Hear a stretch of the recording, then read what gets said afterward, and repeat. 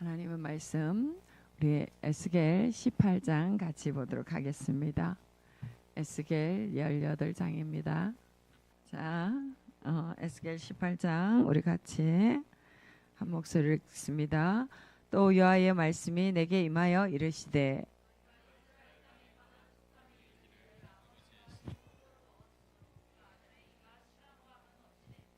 주 여호와의 말씀이니라. 내가 나의 삶을 두고 맹세하노니 너희가 이스라엘 가운데에서 다시는 이 속담을 쓰지 못하게 되리라. 모든 영혼이 다 내게 속한지라. 아버지의 영혼이 내게 속함같이 그의 아들의 영혼도 내게 속하였나니 범죄하는 그 영혼은 죽으리라. 사람이 만일 의로워서 정의와 공의를 따라 행하며 산 위에서 재물을 먹지 아니하며 이스라엘 족속의 우상에게 눈을 들지 아니하며 이웃의 아내를 더럽히지 아니하며 월경 중에 있는 여인을 가까이 하지 아니하며 사람을 학대하지 아니하며 빚진 자의 저당물을 돌려주며 강탈하지 아니하며 줄인 자에게 음식물을 주며 벗은 자에게 옷을 입히며 별리를 위하여 꾸어주지 아니하며 이자를 받지 아니하며 스스로 손을 금하여 죄를 짓지 아니하며 사람과 사람 사이에 진실하게 판단하며 내 율례를 따르며 내 규례를 지켜 신실하게 행할진대 그는 의인이니 반드시 살리라. 주 여호와의 말씀이니라.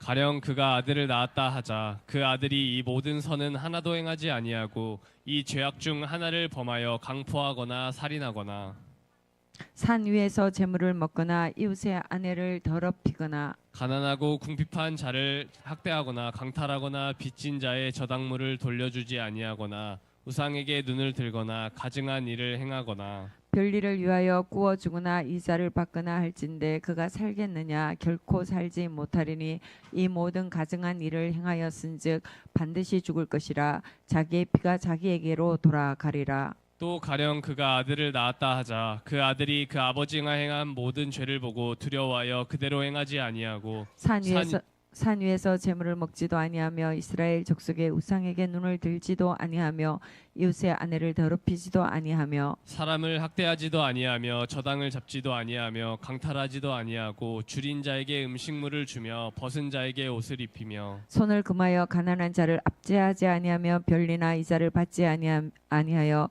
내 규례를 지키며 내 율례를 행할진대 이 사람은 그의 아버지의 죄악으로 죽지 아니하고 반드시 살겠고 그의 아버지는 심히 포악하여 그 동족을 강탈하고 백성들 중에서 선을 행하지 아니하였으므로 그는 그의 죄악으로 죽으리라. 그런데 너희는 이르기를 아들이 어찌 아버지의 죄를 담당하지 아니하겠느냐 하는도다. 아들이 정의와 공의를 행하며 내 모든 율례를 지켜 행하였으면 그는 반드시 살려니와 범죄하는 그 영혼은 죽을지라. 아들은 아버지의 죄악을 담당하지 아니할 것이요 아버지는 아들의 죄악을 담당하지 아니하리니 의인도 공의도 자기에게로 돌아가고 악인의 악도 자기에게로 돌아가리라. 그러나 악인이 만일 그가 행한 모든 죄를 돌이켜 떠나 내 모든 율례를 지키고 정의와 공의를 행하면 반드시 살고 죽지 아니할 것이라. 그 범죄한 것이 하나도 기억함이 되지 아니하리니 그가 행한 공의로 살리라. 주 여호와의 말씀이니라. 내가 어찌 악인이 죽는 것을 조금인들 기뻐하랴. 그가 돌이켜 그 길에서 떠나 사는 것을 어찌 기뻐하지 아니하겠느냐. 만일 의인이 돌이켜 그 공의에서 떠나 범죄하고 악인이 행하는 모든 가증한 일대로 행하면 살겠느냐. 그가 행한 공의로운 일은 하나도 기억함이 되지 아니하리니 그가 그 범한 허물과 그 지은 죄로 죽으리라. 그런데 너희는 이르기를 주의 길이 공평하지 아니하다 하는도다. 이스라엘 족속아 들을지어다. 내 길이 어찌 공평하지 아니하냐. 너희 길이 공평하지 아니한 것이 아니냐. 만일 의인이 그 공의를 떠나 죄악을 행하고 그로 말미암아 죽으면 그 행한 죄악으로 말미암아 죽는 것이요 만일 악인이 그 행한 악을 떠나 정의와 공의를 행하면 그 영혼을 보전하리라. 그가 스스로 헤아리고 그 행한 모든 죄악에서 돌이켜 떠났으니 반드시 살고 죽지 아니하리라. 그런데 이스라엘 족속은 이르기를 주의 길이 공평하지 아니하다 하는도다. 이스라엘 족속아 나의 길이 어찌 공평하지 아니하냐. 너희 길이 공평하지 아니한 것 아니냐. 주 여호와의 말씀이니라. 이스라엘 족속아 내가 너희 각 사람이 행한 대로 심판할지라. 너희는 돌이켜 회개하고 모든 죄에서 떠날지어다. 그리한즉 그것이 너희에게 죄악의 걸림돌이 되지 아니하리라. 너희는 너희가 범한 모든 죄악을 버리고 마음과 영을 새롭게 할지어다. 이스라엘 족속아 너희가 어찌하여 죽고자 하느냐. 주 여호와의 말씀이니라. 죽을 자가 죽는 것도 내가 기뻐하지 아니하노니 너희는 스스로 돌이키고 살지니라. 아멘. 하나님 아버지, 주님의 말씀 앞에 저희가 나왔습니다. 하나님의 말씀으로 깨닫게 하여 주시고, 하나님 주님의 말씀이 저희의 삶에서 어떻게 역사하시는지를 볼 수 있는 눈을 저에게 열어 주시옵소서. 예수님의 이름으로 기도드립니다. 아멘.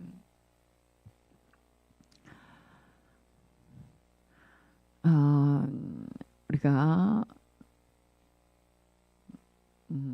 심리학에서는요, 심리학 그 이론에 보면 가족 관계 이론 이런 게 있어요. 가족 관계 이론. 머레이 보웬이라는 사람이 저기 그 탄광촌에서 아주 오랜 기간 동안 그 사람들의 삶의 패턴들을 관찰하면서 이게 그 사람이 어떻게 건강하지 않는 형태의 모습으로 나타나는 것을 관찰했습니다. 그러니까 건강하지 않다라는 것은 정서적인 문제들입니다. 그는 어떤 우울증이라든가 조울증, 또 어떤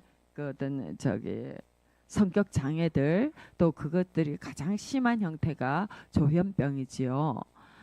조현병이 나타나는 그 어떤 그 메커니즘을 그 가족들 안에서 어떤 그 가족들에게서 그런 일들이 일어나는가 이걸 연구를 했습니다.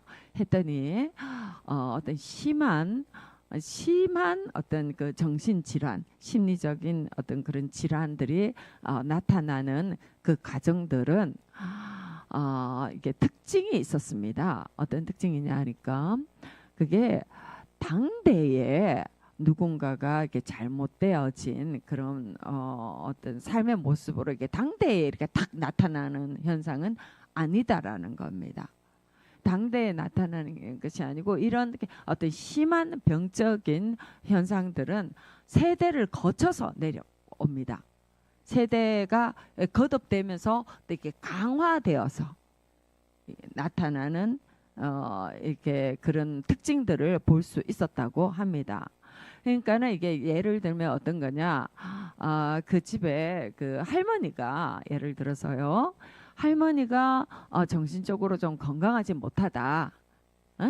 그러니까는 뭐 할머니가 굉장히 좀 불안증이라든가 이런 게 두려움 이런 게 이렇게 심하고 또 굉장히 좀 이기적이고 아니죠. 할머니한테서는 막 이 심한 것보다 그런 어느 정도의 모습이 있었다.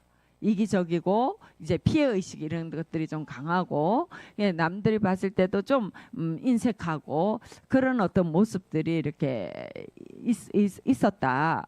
그랬는데 그렇다고 이 사람을 뭐 병적이다라고 진단하기는 어려웠다. 이런데 그러면은 그 자녀한테서 어떤 일이 일어나느냐면 이 할머니와 기질적으로 굉장히 좀 유사한 자녀가 있겠지요. 기질적으로 유사하면 우리가 보통 어때요? 자기를 닮은 자녀가 나를 닮아서 싫을 때도 있지만 또 자녀가 나랑 너무 비슷하기 때문에 자녀가 참 잘 이해될 때도 있지요. 그러니까 그 중에는 이 자녀들 중에는 자기하고 좀 유사한 기질을 가진 자녀가 있습니다. 그러니까 그 자녀한테서 기질이 유사하다라는 거는 뭐냐 하니까 이 기질적인 거 이게 마음이 약하고 막 이렇게 좀 많이 소심하고 두려워하고 어떤 그런 기질이 강한 자녀가 있잖아요. 그런 기질이 강한 자녀에게서는 그 엄마의 그런 모습이 더 강화되는 이제 모습이 나타나는 거예요. 그러니까는 예를 뭐 좀 쉬운 예로 하자면 엄마는 약간 우울증 증세가 있었다. 그러면은 그 이제 할머니가 있었다 그러면 이 딸은 어때요? 이제 우울증이 심해져서 조울증의 증상이 나타나는. 그러면 이제 이 현대로 이제 세 번째 그 이제 손녀대로 온다. 소녀대에서는 없냐면 이 조울증들이 더 심해져서 조현병이 나타나는 이런 어떤 이렇게 강화되는 이런 현상들을 볼 수 있는 것들을 이제 그런 현상들을 관찰했다고 합니다. 자, 그러면은 이런 현상들을 사실은 저도 우리 이제 이렇게 늘 관심이 제가 관심은 딱 두 가지죠. 하나는 뭐냐? 주님. 하나님께서는 하나님은 어떤 분이신가? 하나님은 이 세상을 어떻게 다스리시는가? 하나님께서는 이 인생을 어떻게 평가하시는가? 저의 관심은 늘 그게 있습니다. 그리고 성도들을 볼 때에 우리 성도님들을 볼 때에 늘 성도님들을 제가 좀 세밀하게 보지요. 혹시 여러분들 가끔씩 놀랄 때 없습니까? 아니 언제 저걸 다 캐치하고 계셨지? 제가 여러분들 아주 잘 봅니다. 안 보는 것 같지만 다 보고 있습니다. 진짜로 아닌 게 아니라 뭐 많지도 않은데요. 뭐 보는 게 어렵지 않지요. 그러면서 제가 참 많이 고민을 합니다. 왜 그러냐니까 성도들이요. 삶의 문제를 성도들은 사실 성경은 우리 삶의 문제를 해결해 주는 진리입니까? 우리 영혼의 구원의 문제를 해결해 주는 진리입니까? 영혼의 구원의 문제를 해결해 주는 진리가 명백합니다. 우린 그걸 찾아야 됩니다. 근데 어떻게 해요? 사람들이 교회에 올 때는 삶의 문제로 나옵니다. 삶의 문제와 영혼의 구원의 문제, 삶의 문제에서 구원받는 것과 영혼의 문제가 구원받는 거 뗄래야 뗄 수가 없습니다. 이거는 함께 가는 것입니다. 아니 평생 우리 아버지가 그렇게 열심히 예수를 믿었는데 우리 아버지의 삶이 진짜 비참했다. 그럼에도 불구하고 이 자녀가 계속적으로 교회에 남아있을 수 있을 힘이 있다. 그건 진짜 하나님의 특별하신 은혜지 우리의 사람들은 그렇게까지 대단하지 못합니다. 우리가 그렇게까지 믿음을 지킬 수 있을 만큼 강한 존재 아닙니다. 사람은 진짜 만물보다 힘이 부패한 것이 인간의 마음이고요. 우리가 얼마나 연약한지. 그래서 삶의 문제가 참 중요합니다. 우리 여동민 집사님, 우리 굉장히 강한 긍정을 보이시는데 여동민 집사님의 삶의 문제가 굉장히 있었어요. 참 고단한 문제가 자기가 아무리 노력해도 이 굴레에서 벗어나지를 못하겠구나 하는 굉장히 안타까운 문제가 있었지요. 그럴 때 여동민 집사님이 저한테 그랬어요. 진짜로 아닌 게 진짜 왜 온갖 얼굴을 다 찡그리면서 사모님 진짜 어떻게 하면 여기서 벗어날 수가 없다고 굉장히 괴로워하면서 저에게 그 고민을 얘기했던 적이 있습니다. 그리고 그 고민이 있을 때는 제가 이렇게 말씀 선포를 하면서 이 강대상에 있을 때도 우리 집사님의 말씀이 잘 안 들어가요. 항상 이 졸음에 갇혀 있어요. 너무 피곤하고 몸은 피곤하고 어깨는 눌려 있고 그래서 눈도 눌려 있고 정말 그랬거든요. 근데 삶의 문제가 해결될 수 있는 기미가 보였을 때 그때부터 저 사람이 말씀을 듣는 태도가 달라지더라고요. 하나님께서 내 삶에서도 간섭해 주신다라는 뭔가 사인이 희망이 생기니까 삶의 문제에 대한 희망이 생기니까는 얼굴이 달라지더라고요. 그러니까 우리가 예수를 믿는데 우리가 신앙생활을 하는데 삶의 문제를 해결안 받는 거, 내 삶이 정말 하나님께서 내 삶을 돌보고 계시고 내 삶이 자족함 가운데에서 하나님께서 내 삶을 때로는 그게 복이 될 수도 있고 사람들이 보기에도 복이 될 수 있고 때로는 또 아픔이 될 수도 있어요. 그렇지만 하나님께서 지금 내 삶에 간섭하고 계시는구나. 내 삶이 구원을 향한 여정으로 제대로 나아가고 있구나 라는 것이 우리 삶에 이게 확인이 되어져야 됩니다. 그게 안 되면 우리가 신앙생활에 진짜 힘을 받을 수가 없지요. 자, 그래서 저도 여러분들의 삶을 굉장히 긴밀하게 관찰을 합니다. 그랬을 때 거기에서 지금 앞에서 설명드린 그 보혈의 이론이 상당히 설득력이 있습니다. 왜냐? 그 제가 여러분들의 부모를 알잖아요. 여기 부모이신 분들도 계시고 자녀인 분들도 많이 있는데 제가 그 연결고리, 그 메커니즘을 제가 거의 다 알고 있습니다. 그렇게 보면은 그들이, 여러분들이, 우리 성도님들이 가지고 있는 삶의 문제들의 사실 원인이 뭔지, 해결이 어떻게 가야 되는지 그게 굉장히 명확하게 사실 해석이 되거든요. 그게 해석이 되면서 자, 이제 이 본문을 보는 겁니다. 이 말씀을 보는 겁니다. 자, 이 말씀은 제가 일부러 오늘 좀 길지만 천천히 다 읽었습니다. 읽으면서 볼 때에 여러분들 이 본문은 어렵지 않습니다. 본문은 명확합니다. 하나님께서는 부모의 죄를 자식에게 물으신다고 그래요? 안 물으신다고 그래요? 묻지 않으신다고 말씀합니다. 이거는 신명기 28장에 나와 있는 말씀하고도 약간은 좀 상충되는 부분이 있습니다. 상충되는 부분이 있는데, 자, 명백한 것은 자, 각자의 인생은 누구의 책임이라는 겁니까? 자기의 책임이라는 겁니다. 내 부모가 아무리 악을 행하였어도 내가 부모를 통해서 배운 것이 악밖에 없다, 본 것이 악밖에 없다고 하더라도 마음에 하나님의 진리가 있고 의가 있는 사람은 그것을 반면교사로 삼아서 그 악에서 떠나 하나님을 기쁘시게 하는 삶을 살아간다고 합니다. 그런 사람은 자기의 그 믿음과 의로 구원을 받고, 또 그렇지 않은 사람이 있습니다. 부모가 아무리 신실하여도 그 부모의 의를 떠나서 악을 행하는 자녀가 있습니다. 그렇다면 그 사람은 어떻게 해요?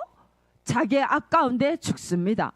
또한 어떤 때에는 잘 그 본인의 삶에서도 잘 하나님의 은혜 가운데 있다가, 말씀 가운데 있다가 그걸 떠난 사람은 그 전에 행한 의를 하나님께서는 기억하지 아니하시고 그 죄 가운데 죽는다라고 명백하게 이것을 정의해주고 계십니다. 아멘. 그렇다라면은 이것은 무엇입니까? 우리가 내 삶에 대한 책임은 나의 것이라는 겁니다. 근데 이 책임을 질 때에 우리가 하나님의 진리 가운데 똑바로 서야지. 이게 쉽지가 않습니다. 실질적으로 자, 그 가족관계 이론을 그 사람이요 그냥 내피셜로 적은 게 아닙니다. 내피셜도 있지만 분명한 실험 가운데 분명한 데이터를 가지고 낸 것입니다. 그리고 저도 여러분들의 삶을 보고 세상의 사람들의 삶을 보면은 그게 참 맞다 싶습니다. 그렇다라면은 지금 오늘 하나님의 이 말씀은 무엇입니까? 자, 사람은 배운 대로 본대로 행하기가 쉽지요. 본대로 행하기가 쉽습니다. 그런데 본대로 행하지 않고 내가 정말로 배운 대로 지식을 따라서 진리를 따라서 행하려고 하면은 어떻게 해야 되겠습니까?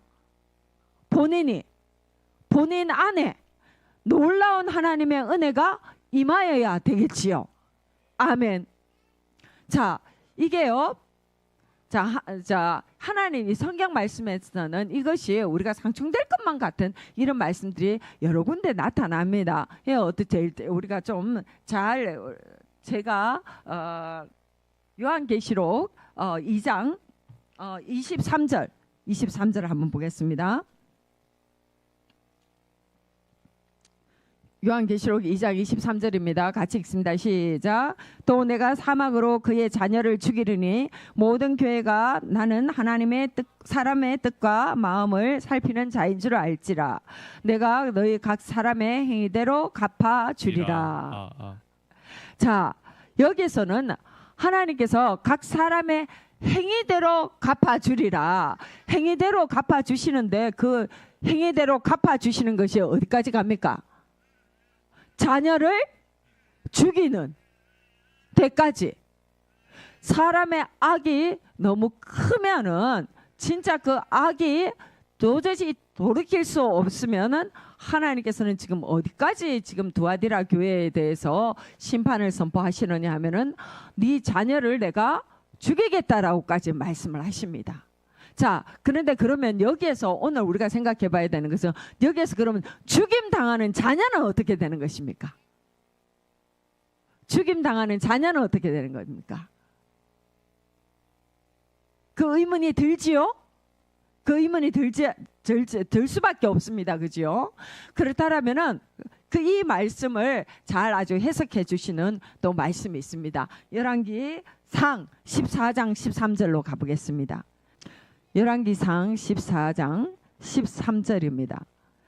여기는 여로보암의 아들 아비야가 병든지라 그랬어요. 여로보암이 북이스라엘의 왕이지요. 북이스라엘의 왕이 자기 아들 아비야가 병이 드니까 아히야 선지자에게 갑니다.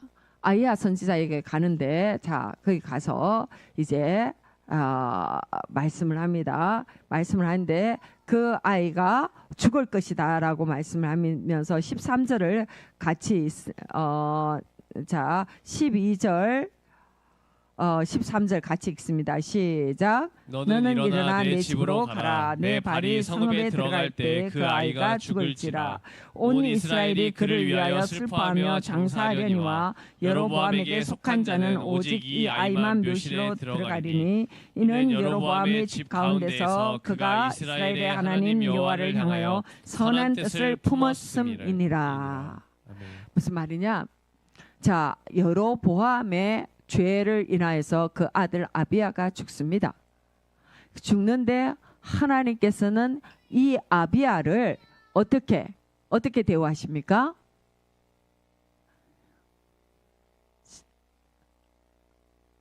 하나님께서는 이 아이에게 은혜를 베풀어 주십니다. 그 아이의 마음을 아시고, 그러니까 말하자면은 지금 이 아이 아비야의 죽음은 어떤 죽음이냐? 하나님께서 이사야서에서 그런 말씀도 있습니다. 어떻게요? 하나님께서 의인을 데리고 가실 때에 환난을 피하게 하기 위해서 의인을 취하여 가신다고 했습니다. 그러니까 지금 부모가 아이를 죽이는 사건이 단지 그럼 아이는 아무 잘못도 없는데 그 자녀는 죽임을 당하는, 부모의 오직 죄 때문에 죽임을 당하느냐? 우리가 이런 질문은 할 필요가 없습니다. 하나님께서는 그 아이 역시도 그 아이의 행위를 따라서 그 아이가 주님 앞에 품는 그 마음에 우리의 마음과 뜻을 감찰하시는 하나님, 그 하나님께서 그것을 감찰하시고 그대로 행하고 계신다라는 것입니다. 아멘. 이것이 하나님께서 일하시는 방식입니다. 제가 이번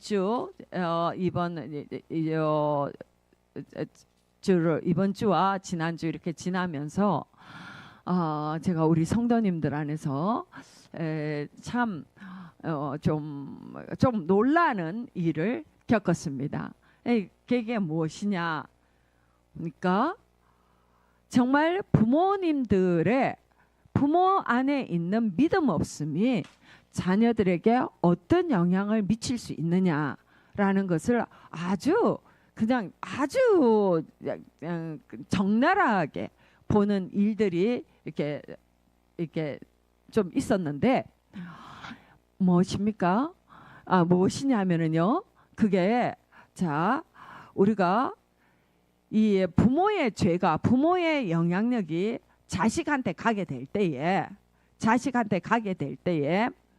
자식이 자 부모의 그 믿음 없는 영향력, 부모의 악한 영향력이 자식한테 가면은, 자 봅시다.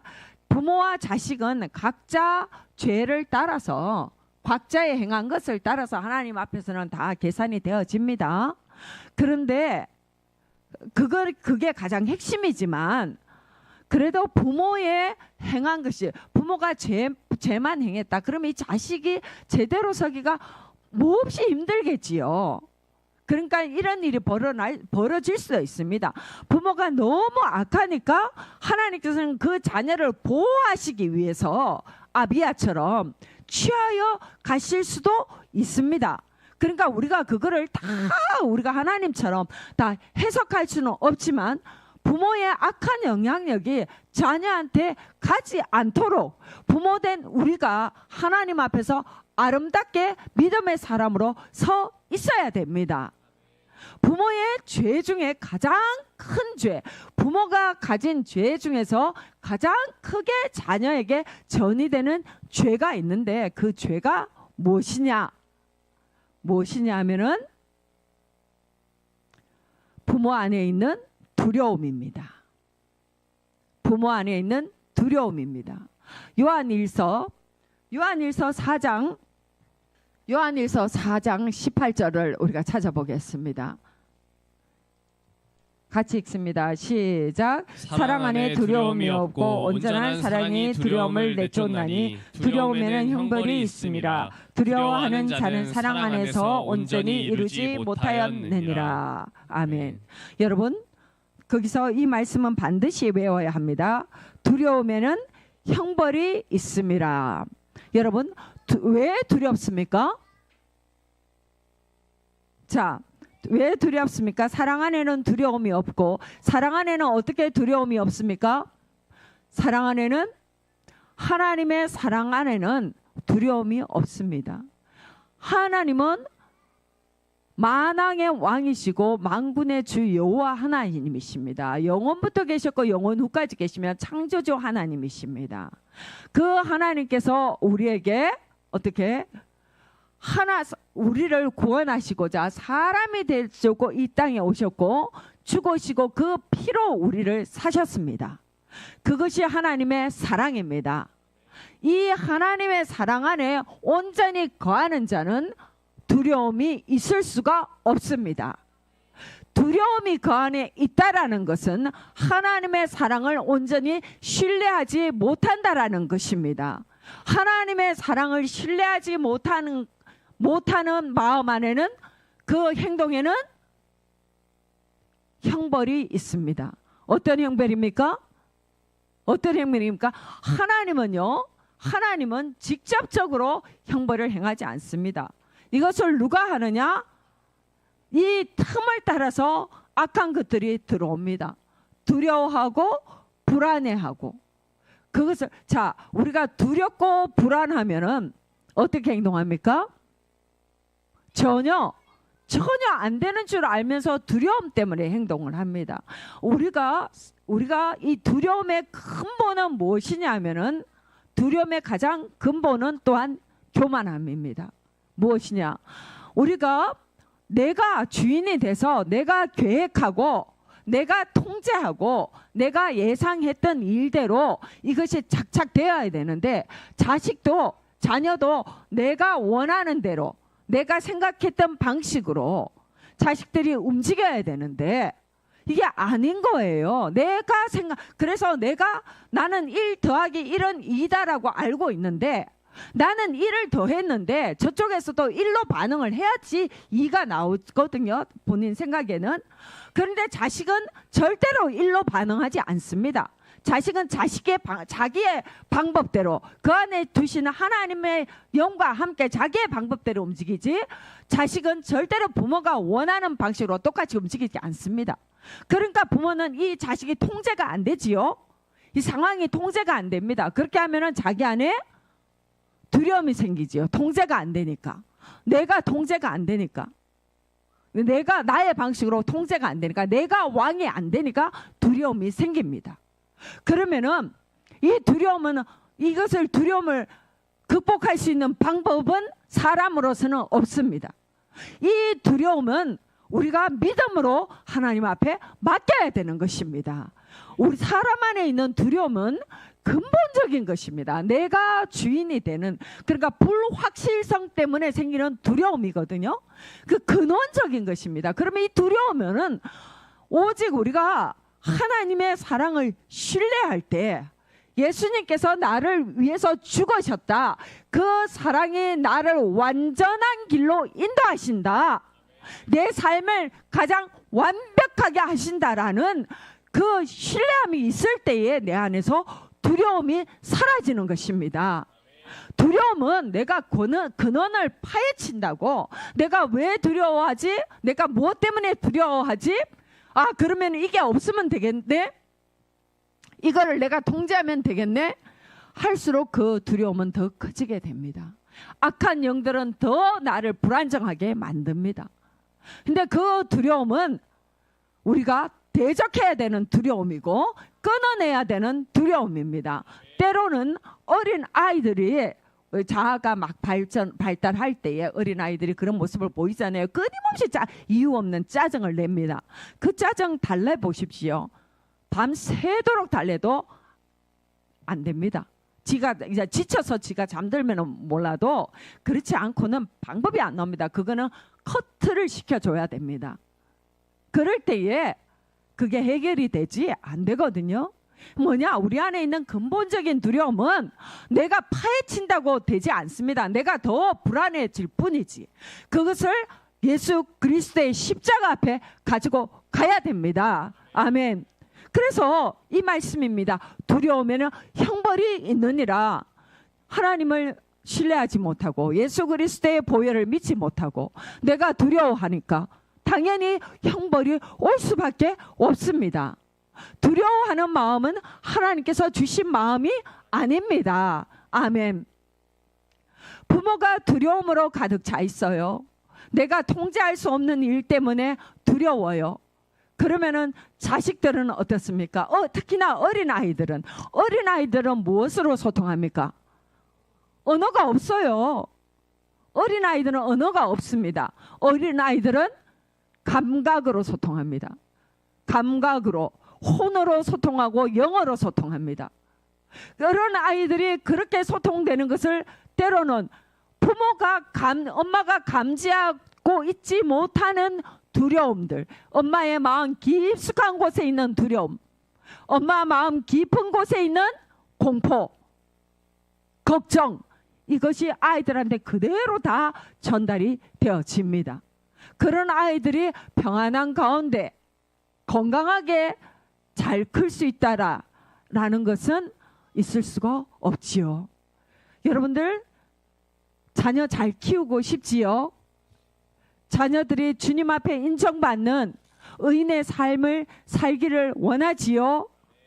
저도 그렇게 원합니다. 그렇다라면은 자녀들을 통제하려고 하지 마시기 바랍니다. 자녀들은 통제되는 존재가 아닙니다. 여러분 자신 통제할 수 있습니까? 그것도 잘 못하는데 하물며 자식을 어떻게 통제합니까? 자식을 주님 앞에 맡기시기 바랍니다. 아멘. 그리고 부모는 주님 앞에 집중하십시오. 부모가 주님 앞에 집중할 때에 하나님께서 그 자녀를 키우시도록, 아멘, 부모의 성령의 충만함이 자식에게 전달되어서 자식에게 이 악한 것들이 범접하지 못하도록 지키는 것, 그것이 자녀 교육의 가장 기본입니다. 아멘.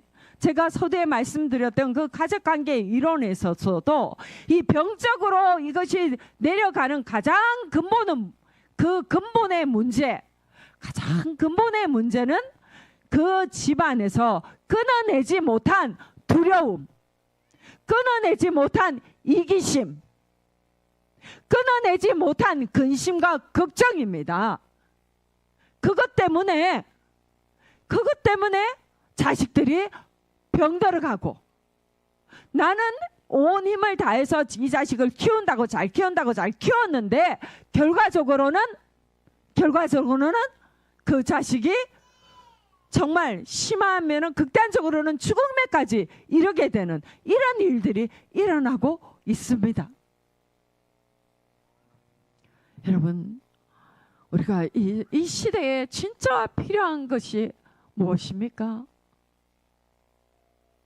여러분, 이번 명절에 주변에 사람들 많이 만나지요? 그들에게 진짜 필요한 것, 이 시대에 진짜 필요한 것이 무엇입니까? 제가 얼마 전에 기사를 보았는데요. 우리나라 여자든지 남자든지 40대까지 사망 원인 1위가 자살이더라고요. 정말 우리나라가 얼마나 깊이 지금 병들어 있는지 정말 안타깝습니다. 자살이 왜 일어납니까? 결국에는 자기가 자기를 사랑하지 못하기 때문에 자기가 자기를 죽이는 것입니다. 자기가 자기를 통제하지 못하기 때문에, 자기 안에서 자기를 만족하지 못하기 때문에 자기를 죽이는 거지요. 왜 만족하지 못합니까? 왜 만족하지 못합니까? 내가 누구인지를 모르기 때문입니다. 예수님께서 천지를 지으신 하나님, 그분이 이 땅에 오신 그분이 예수 그리스도, 그분 아닙니까? 그분이 나를 위해서 죽으셨습니다. 그 하나님이 나를 위해서 죽으셨다라는 그 진리를 받아들이지 못하기 때문에 내가 그렇게까지 엉터리로 보이는 것입니다. 근데 그 진리 안에 들어갔을 때 내가 얼마나 존귀한 자인지, 내 삶이 얼마나 안전한지 그것을 모르기 때문에 이 시대가 이런 아픔을 겪고 있습니다. 여러분들, 우리는 이런 것들을 또 생산해내면 안 됩니다. 우리 자녀 세대도 또 이런 일들이 일어나면은 안 됩니다. 지금 이 시대가 이 10대, 20대, 30대, 40대가 누구의 자녀입니까? 이 우리나라 교회의 가장 이 주류를 이루고 있는 70대, 60대, 50대, 80대 그분들의 자녀 아닙니까? 그분들의 자녀들을 누가 죽이고 있습니까? 결국에 누가 죽였습니까? 예수 그리스도의 진정한 사랑, 그 성경의 진리, 그것을 제대로 알고 그것을 자녀에게 가르쳤다면 이 시대가 이런 아픔 가운데 들어가지는 않았을 것입니다. 이것이 지금 우리나라 성도들의 주류를 이루고 있는 중장년층 이상들의 책임입니다. 우리가 이것을 정말로 하나님 안에서 제대로 말씀의 진리 가운데 제대로 서지 못했기 때문에 이런 일들이 우리나라 안에서 벌어지고 있는 것입니다. 근심과 걱정이 팽배해 있고, 두려움이 팽배해 있고, 거짓이 팽배해 있고, 내가 제 자식이 거짓말하는 거 보기가 힘드니까 내 자식은 거짓말 안 해요. 절대로 거짓말 안 해요. 정말로 그렇게 말하는 부모님들을 보고 있으면 제가 아주 그냥 마음이 정말로 찢어집니다. 부모님의 그 무지함 때문에, 부모님의 그 귀찮음, 자식의 거짓을 보면은 자기가 정말 똘똘해져야 되거든요. 자식들이 얼마나 거짓말을 잘하는데, 어린아이들이 얼마나 거짓말을 잘하는데 부모가 속아주니까 이제 거기에 익숙해져서 조작하는 인격으로 자라나고, 그래서 나중에 그것이 먹히지 않으니까 결국에 이런 아픔들이 시대 가운데 일어나고, 근데 그것이 거기서 끝납니까? 그 악이 끝나지 않습니다. 그 악이 자신들에게, 자녀들에게 또 대물림 되어지고,